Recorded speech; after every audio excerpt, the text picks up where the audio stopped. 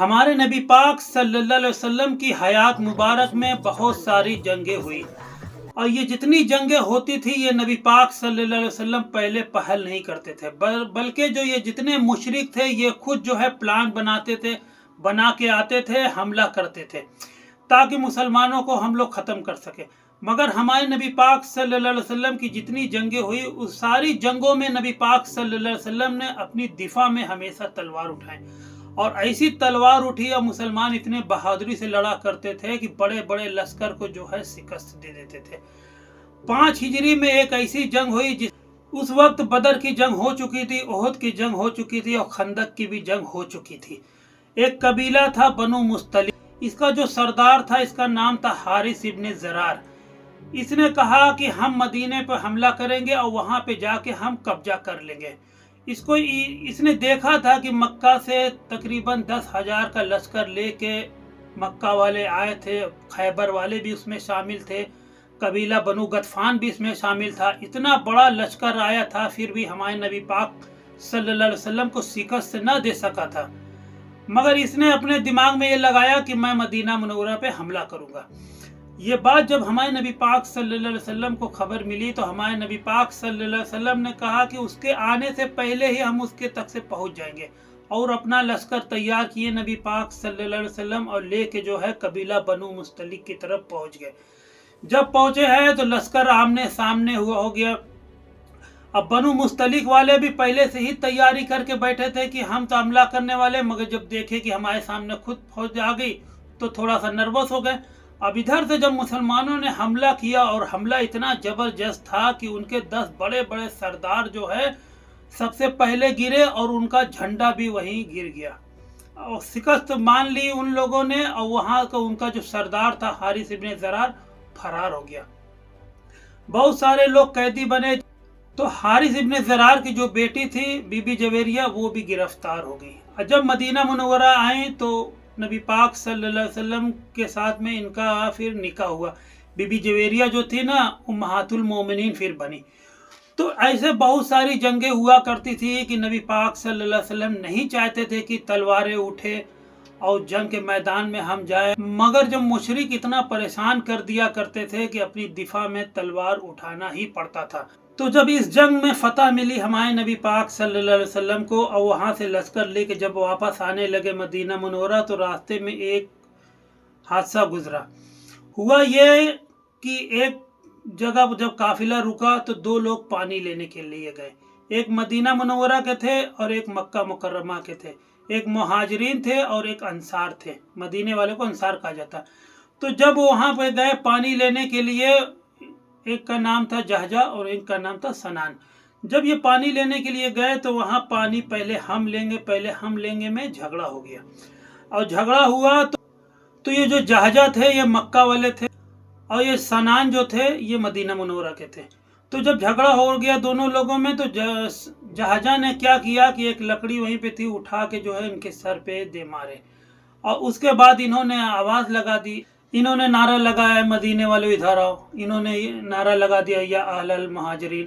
دونوں طرف کے لوگ جو ہے آمنے سامنے آ گئے اور تلواریں جو ہے کھنچ گئی۔ یہ خبر جب ہمارے نبی پاک صلی اللہ علیہ وسلم کو پتہ چلی، ہمارے نبی پاک صلی اللہ علیہ وسلم جلدی سے آئے باہر، اور آ کے دونوں کے بیچ میں کھڑے ہو کے نبی پاک صلی اللہ علیہ وسلم نے فرمایا کہ کیا کر رہے ہو تم لوگ؟ مہاجرین اور انصار، یہ سب بدبودار نعرہ ہے، جب تم نے کلمہ پڑھ لیا اشہد ان لا الہ الا اللہ تو اب تم مسلمان ہو گئے، اب تم آپس میں سب بھائی ہو، یہ کیا جھگڑا کر رہے ہو کہ یہ مدینے والے یہ مکہ والے اور آپس میں جو ہے تلواریں کھینچے چلے جا رہے ہو؟ میں تم لوگوں کے بیچ میں موجود ہوں اور تم لوگ ابھی سے بھی جنگ کے لیے آپس میں تیار ہو رہے۔ وہ مسئلہ جو ہے وہیں پہ ختم ہو گیا۔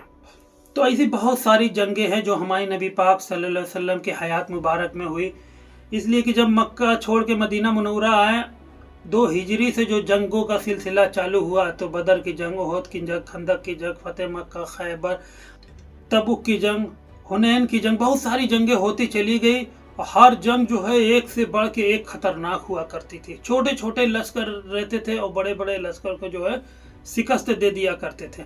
تو یہ ہمارے نبی پاک صلی اللہ علیہ وسلم نے جو صحابہ کرام کو جو ٹرین کیا تھا نا، وہ ٹریننگ اتنی زبردست ہوئی کہ یہی صحابہ کرام آگے چل کے جو ہے और जब पहले खलीफा बने अबू बकर सिद्दीक रज़ियल्लाहु ताला अन्हु और फिर उमर बिन खत्ताब रज़ियल्लाहु ताला अन्हु, ये ट्रेनिंग इतनी ज़बरदस्त थी कि इन लोगों ने जो है सुपर पावर से जंग छेड़ दी। उस वक्त दो सुपर पावर थे, रोमन अम्पायर और पर्शियन अम्पायर। इन दोनों को उमर इब्न खत्ताब रज़ियल्लाहु ताला अन्हु की खिलाफत में मुसलमानों ने जीत लिया। इतनी बहादुरी से सहाबा किराम जो है लड़ा करते थे, मौत का कोई खौफ नहीं, मौत किसको पहले आएगी ये सोचते थे। जब घोड़ा दौड़ाते थे ना तो सोचते थे इनसे आगे हम हैं ताकि तीर आगे लगे हमें और हम शहीद हो जाए। ये जज्बा था शहादत का, जिसमें एक बहुत बड़ा नाम आता है खालिद इब्न वलीद रज़ियल्लाहु ताला अन्हु का, जिन्होंने सैकड़ों जंगें लड़ी और किसी जंग में उनको शिकस्त नहीं मिली। वो जो उनकी वफात का टाइम था, उन्होंने कहा था कि शौक़े शहादत में मैंने कितनी जंगें लड़ी मगर मुझे शहादत जो है जंग के मैदान में नहीं मिली। आज मैं बिस्तर पे जो है आखिरी सांसें ले रहा हूँ। अल्लाह किसी बुज़दिल को चैन व सुकून न दे, ये उनके आखिरी अल्फाज थे कि शौक़े शहादत में इतनी सारी जंगें लड़े मगर से उनको शहादत नहीं मिली। एक से एक उनकी सैकड़ों जंगें, बहुत सारी जंगों के बारे में मैं बताऊंगा। और ऐसी सी जंगें कि अकेले हैरान है कि कैसे इतनी छोटे से लश्कर को लेके इतने बड़े बड़े लश्कर को शिकस्त दे दिया करते थे खालिद इब्न वलीद रज़ियल्लाहु ताला अन्हु।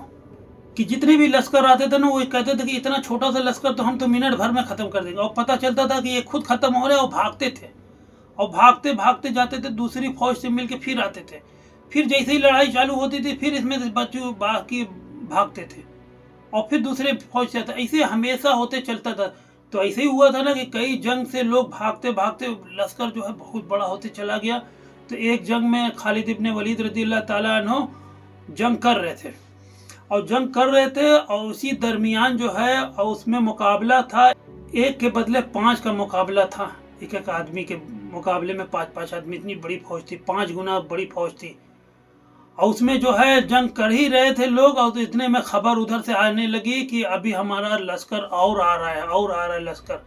तो ऐसे वक्त में खालिद इब्न वलीद रज़ियल्लाहु ताला अन्हु घोड़े से कूदे और ज़मीन पे आके जो है घुटने के बल बैठ के उन्होंने दुआ किया है, परवरदिगार आलम इतना बड़ा लश्कर से हम लोग लड़ रहे और ख़बर आ रही कि और भी बड़ा लश्कर आने वाला है, ए अल्लाह तू मेरी मदद कर, अगर मैं इस जंग में जीत गया तो मैं खून का दरिया बहा दूंगा।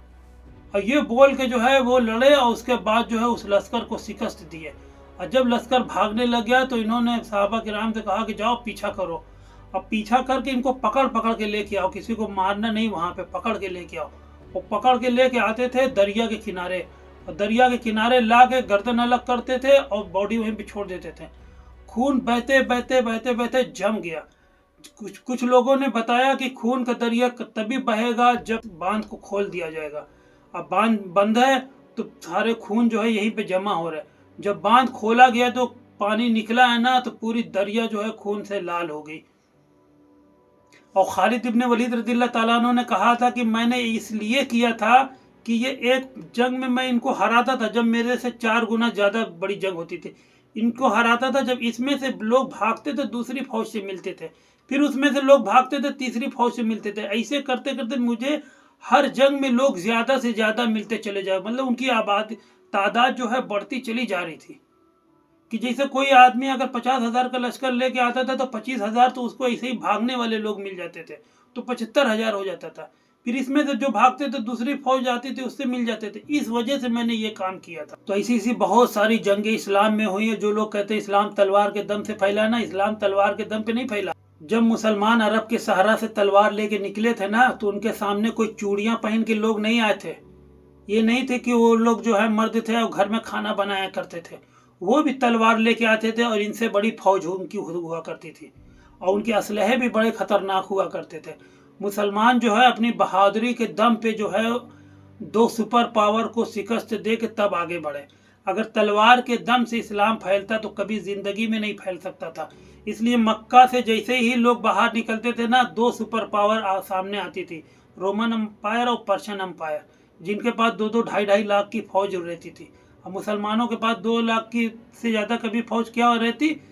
इनकी आखिरी जो जंग हुई है, सबसे बड़ी जंग यरमुक की जंग, उसमें 37,000 से थोड़ा कम बेसी का लश्कर था, 40,000 का भी लश्कर नहीं था। ये सबसे खुरेज जंग थी यरमुक की जंग। میں ہمیشہ اسی جنگوں کے بارے میں بتاتے رہتا. چلو پھر ملتے ہیں. السلام علیکم ورحمۃ اللہ وبرکاتہ.